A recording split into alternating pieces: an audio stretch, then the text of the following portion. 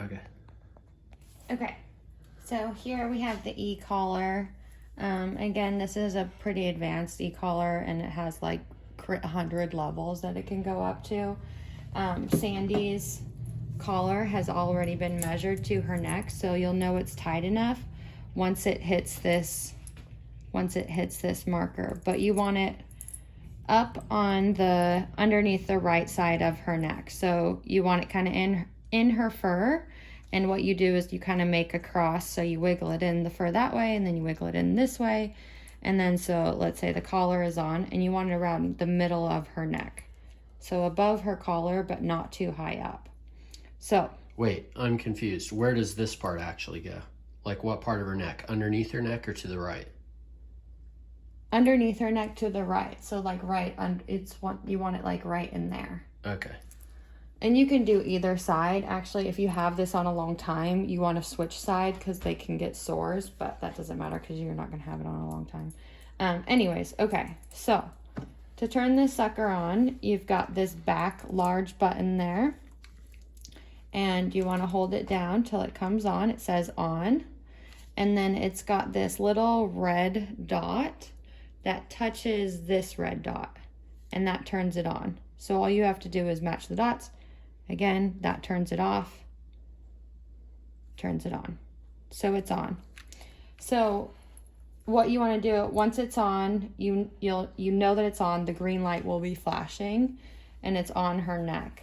Then what you want to do is test it. So what they say, find her working number. Right now it's at 12. That's actually very high. I would never go over 15 with her on the trails unless it was like a rattlesnake and I had to like get her to jump or something. You're not going to be pressing this red button. You're only going to be using the black one. I'm not going to get into why, because you don't need to overwhelm me with this. But basically, so this button is the control. So you push it down to change the control. And this also locks the number into place. So like if you're hiking and holding this, so right now it's actually locked. See how I'm twisting it and it's not moving 12. It's not moving down. I'm going to push it again. Wait a second. Okay, so now it went all the way up to 35, which would be like super intense for them.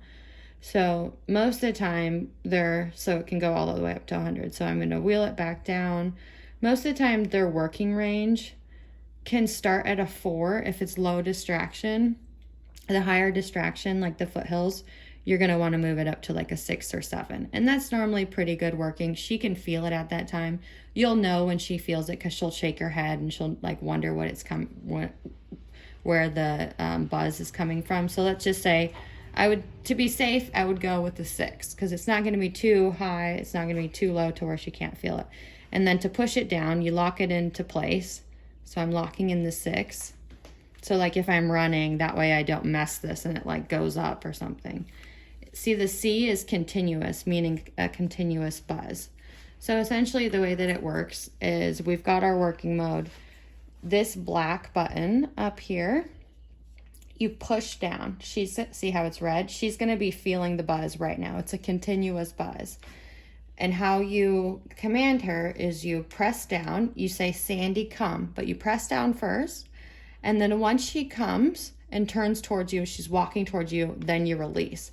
You don't want to release too soon because what you're training her to do is she's learning, okay, buzz stops when I come to mom.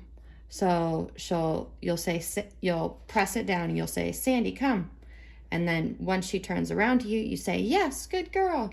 And then you release it.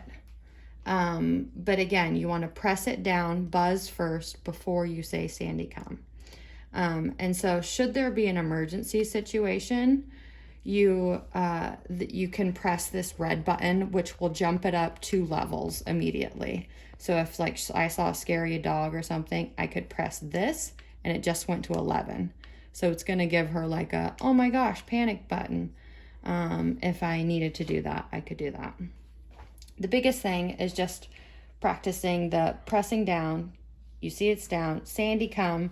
As soon as she turns towards you, you don't want to release it. You want her turns towards you and you say, yes, good girl. Then you release. And then you can reward with praise or a treat. So that's that one. And then to turn it off, you just press this large button in the back. It's the same way you turned it on.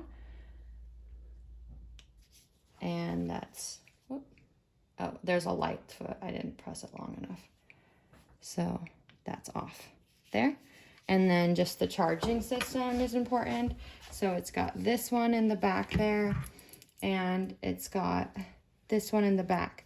The most important thing, this is waterproof, so she can go swimming with it, but these ports have to be really closed in or locked in before she gets in the water. So you would just charge it by, I think this is this. So it just plugs in there. And you just plug it in after you've used it once, just to make sure it's fully charged. It has like a 3-day life. Oh, this is the wrong charger. We've got another shock collar. But anyways, you get the gist. So you just plug in these ports here. Like that. And then plug in this one. Like that. And then they'll be charging when it's red. It will go green when the battery is fully charged. That's it.